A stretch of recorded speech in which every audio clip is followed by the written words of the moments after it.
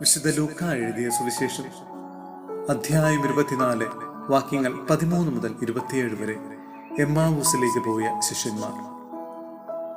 ആ ദിവസം തന്നെ അവരിൽ രണ്ടുപേർ ജെറൂസലേമിൽ നിന്ന് 60 സ്താദിയോൻ അകലെയുള്ള എമ്മാവൂസ് ഗ്രാമത്തിലേക്ക് യാത്ര ചെയ്യുകയായിരുന്നു.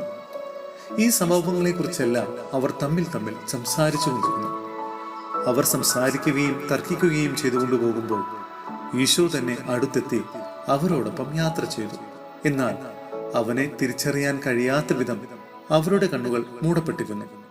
അവൻ അവരോട് ചോദിച്ചു, എന്തിനെ പറ്റിയാണ് നിങ്ങൾ നടന്നുകൊണ്ട് അന്യോന്യം വാദപ്രതിവാദം ചെയ്യുന്നത്? അവർ മ്ലാനവദനരായി നിന്നു. അവരിൽ ക്ലെയോപ്പാസ് എന്നു പേരുള്ളവൻ അവനോട് ചോദിച്ചു, ഈ ദിവസങ്ങളിൽ ജെറൂസലേമിൽ നടന്ന സംഭവമൊന്നും അറിയാത്ത അപരിചിതനാണോ നീ? അവൻ അവരോട് ചോദിച്ചു, ഏതു കാര്യങ്ങൾ? അവർ അവനോട് പറഞ്ഞു, നസറായനായ ഈശോയെ കുറിച്ച് തന്നെ. അവൻ ദൈവത്തിന്റെയും ജനം മുഴുവന്റെയും മുമ്പിൽ വാക്കിലും പ്രവൃത്തിയിലും ശക്തനായ പ്രവാചകനായിരുന്നു. ഞങ്ങളുടെ പ്രധാന പുരോഹിതന്മാരും ഭരണാധിപന്മാരും അവനെ മരണവിധിക്ക് ഏൽപ്പിച്ചു കൊടുക്കുകയും അവർ അവനെ ക്രൂശിക്കുകയും ചെയ്തു. ഇവൻ ഇസ്രായേലിനെ മോചിപ്പിക്കാനുള്ളവനെന്ന് ഞങ്ങൾ പ്രതീക്ഷിച്ചിരുന്നു. ഇതിനൊക്കെ പുറമെ ഇവയെല്ലാം സംഭവിച്ചിട്ട് ഇത് 3-ാം ദിവസമാണ്. മാത്രമല്ല, ഞങ്ങളുടെ കൂട്ടത്തിലുള്ള ചില സ്ത്രീകൾ ഞങ്ങളെ വിസ്മയിപ്പിക്കുകയും ചെയ്തു. ഇന്നു രാവിലെ അവർ കല്ലറയിങ്കൽ പോയിരുന്നു.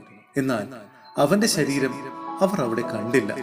അവർ തിരിച്ചു വന്ന് തങ്ങൾക്ക് ദൂതന്മാരുടെ ദർശനമുണ്ടായെന്നും അവൻ ജീവിച്ചിരിക്കുന്നെന്ന് അറിയിച്ചെന്നും പറഞ്ഞു. ഞങ്ങളുടെ കൂടെ ഉണ്ടായിരുന്നവരിൽ ചിലരും കല്ലറയിങ്കിലേക്ക് പോയി സ്ത്രീകൾ പറഞ്ഞതുപോലെ തന്നെ കണ്ടു. എന്നാൽ അവനെ അവർ കണ്ടില്ല. അപ്പോൾ അവൻ അവരോട് പറഞ്ഞു, ഭോഷന്മാരെ, പ്രവാചകന്മാർ പറഞ്ഞിട്ടുള്ളതെല്ലാം വിശ്വസിക്കാൻ കഴിയാത്ത വിധം ഹൃദയം മന്ദീഭവിച്ചവരെ, മിശിഹ ഇതെല്ലാം സഹിച്ച് തന്റെ മഹത്വത്തിലേക്ക് പ്രവേശിക്കേണ്ടിയിരുന്നില്ലേ? അനന്തരം മോശ മുതൽ എല്ലാ പ്രവാചകന്മാരും ലിഖിതങ്ങളിലെല്ലാം തന്നെപ്പറ്റി എഴുതിയിരുന്നവ അവൻ അവർക്ക് വ്യാഖ്യാനിച്ചു കൊടുത്തു. സഹോദരരെ, വിശുദ്ധ പൗലോസ്ലീഹ കൊറിന്ത്യോസിലെ സഭയ്ക്ക് എഴുതിയ 1-ാം ലേഖനം അധ്യായം 15 വാക്യങ്ങൾ 12 മുതൽ 19 വരെ. മരിച്ചവരുടെ ഉത്ഥാനം. മരിച്ചവരിൽ നിന്ന് ഉയർപ്പിക്കപ്പെട്ടതായി മിശിഹ പ്രഘോഷിക്കപ്പെടുന്നെങ്കിൽ മരിച്ചവരുടെ ഉത്ഥാനമില്ലെന്ന് നിങ്ങളിൽ ചിലർ പറയുന്നത് എങ്ങനെ? മരിച്ചവരുടെ ഉത്ഥാനമില്ലെങ്കിൽ മിശിഹായും ഉയർപ്പിക്കപ്പെട്ടിട്ടില്ല. മിശിഹ ഉയർപ്പിക്കപ്പെട്ടിട്ടില്ലെങ്കിൽ ഞങ്ങളുടെ പ്രഘോഷണവും നിങ്ങളുടെ വിശ്വാസവും വ്യർത്ഥമാണ്. മാത്രമല്ല, ദൈവത്തിന്റെ കപട സാക്ഷികളായി ഞങ്ങൾ കാണപ്പെടും. കാരണം മിശിഹായെ അവൻ ഉയർപ്പിച്ചെന്ന് ദൈവത്തെ പറ്റി ഞങ്ങൾ സാക്ഷ്യപ്പെടുത്തി.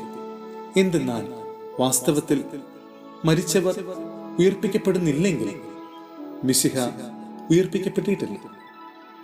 മിശിഹ ഉയർപ്പിക്കപ്പെട്ടിട്ടില്ലെങ്കിൽ നിങ്ങളുടെ വിശ്വാസം വ്യർത്ഥമാണ്. നിങ്ങൾ ഇപ്പോഴും നിങ്ങളുടെ പാപങ്ങളിൽ തന്നെയാണ്.